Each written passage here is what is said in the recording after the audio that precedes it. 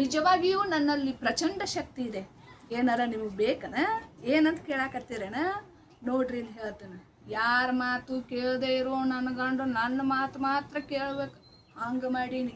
ಇನ್ನೊಂದು ಶಕ್ತಿ ಐತಿ, ಏನಂತೀರೇನ?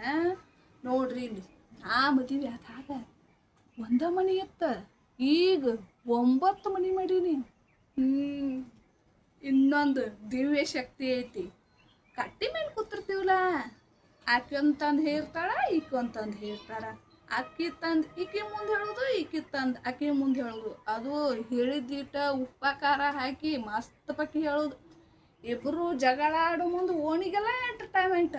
ನಾವು ನಿತ್ಕೊಂಡ ಮಸ್ತ್ ಪಕ್ಕಿ ಫ್ರೀಯಾಗಿ ಎಂಟರ್ಟೈನ್ಮೆಂಟ್ ತಗೋದು.